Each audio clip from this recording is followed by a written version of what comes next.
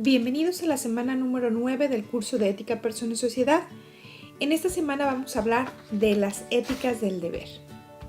En el blog, en la película Cuestión de Honor, dos abogados militares deben defender a dos marines quienes son acusados de matar a un compañero. Sin embargo, ellos mantienen que cumplieron órdenes del coronel Nathan Jessup para castigar a su compañero William Santiago por haber infringido el código de honor del cuerpo de marines y que su muerte, ellos detallan, fue un accidente. ¿Qué razones morales tendrías para obedecer o desobedecer la orden que te dieron tus superiores de aplicar una sanción a un compañero? En este caso, hablan de un código rojo por infringir el código de honor del cuerpo de marines. En este sentido, resulta evidente que los seres humanos dirigimos nuestros esfuerzos e inspiraciones a la búsqueda de la felicidad. Sin embargo, surge la cuestión de si cada quien puede concebir de manera distinta y más aún la forma en que ésta se ha de alcanzar. ¿Podemos hablar de que esto es válido? ¿O realmente existen normas que nos rijan a todos de manera absoluta en la búsqueda de la felicidad? Estas cuestiones ocuparon la reflexión de Immanuel Kant a finales del siglo XVIII, quien distingue dos formas de razonar del ser humano con respecto a esta búsqueda de la felicidad. Él se refiere a los razonamientos hipotéticos y categóricos, desprendiéndose de estos últimos la base necesaria para actuar del ser humano. Actuar de acuerdo a universales válidos para todos y no sujetos a deseos particulares. Ese es el tema que vamos a abordar esta semana. En el material de esta semana vamos a analizar los capítulos de Rachels sobre ¿existen reglas morales absolutas? Y el capítulo 10 que habla de Kant y el respeto a las personas. Asimismo, pueden encontrar algunos videos donde Fernando Savater explica qué es un imperativo categórico. Hablamos de un video donde se explica el paradigma deontológico y kantiano y algunas lecciones sobre justicia impartidos por Michael Sandel. Es importante que ustedes revisen todo el material. Aquí abordamos los principales conceptos, pero no necesariamente cubrimos todo. Es importante que ustedes vayan leyendo y vayan viendo estos videos donde de una manera explícita, de una manera digerible pueden entender algunos de estos conceptos importantes. Iniciamos con el concepto de ética para Kant. Para Kant toda ética debe ser formal, esto es decir, que sea universal y que sea racional. Él nos dice no lo que debemos de hacer, sino cómo debemos de actuar. Para él un hombre actúa moralmente cuando lo hace por deber. Kant establece el imperativo categórico. Obra solo según una máxima tal que puedas querer al mismo tiempo que se torne universal. Kant también introduce el concepto de dignidad. Para Kant esto se refiere a un valor intrínseco, lo que los hace valiosos sobre cualquier precio. Asimismo, nos establece cómo hay que obrar de tal modo que usar a la humanidad, tanto en tu persona como en la persona de cualquier otro, siempre como un fin al mismo tiempo, nunca solamente como un medio. Para Kant, tratar a alguien como un fin en sí mismo significa tratarlo como un ser racional. De este modo tenemos que preguntar, ¿qué significa tratar a alguien como un ser racional? Un ser racional es alguien que es capaz de razonar sobre su conducta y que libremente decide qué va a hacer sobre la base de su propia concepción de qué es lo mejor.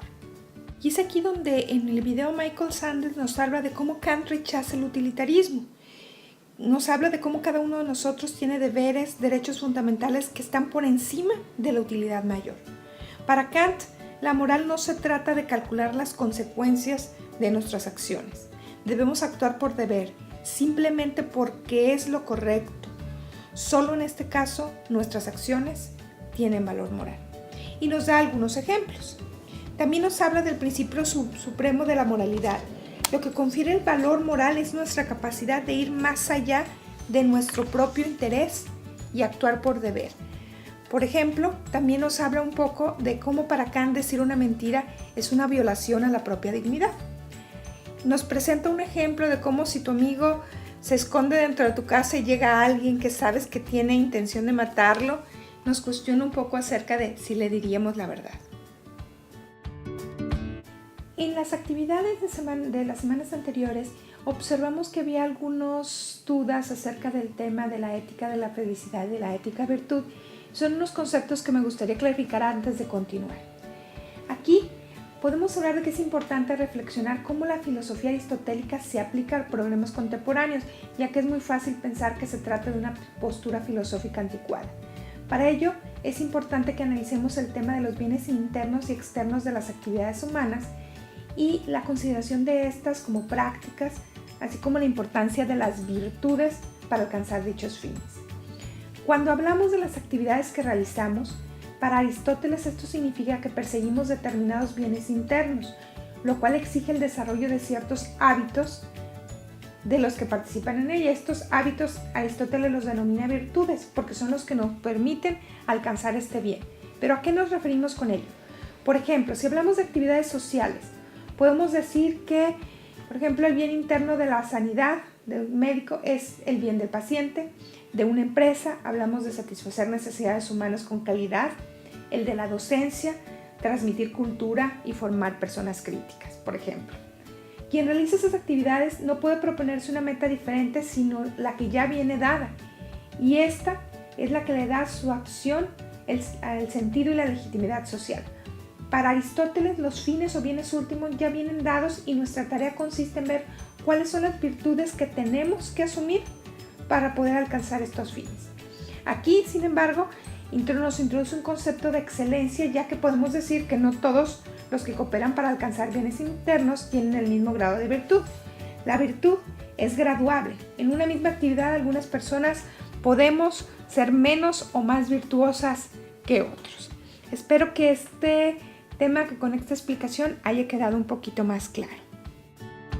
Por último, hablamos un poco acerca de la actividad de esta semana.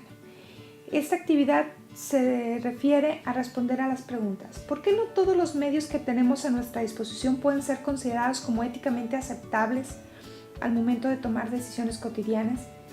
¿En qué situaciones de la realidad actual o decisiones cotidianas el imperativo categórico que dicta trata a los demás como fines y no solo como medios no es llevado a la práctica?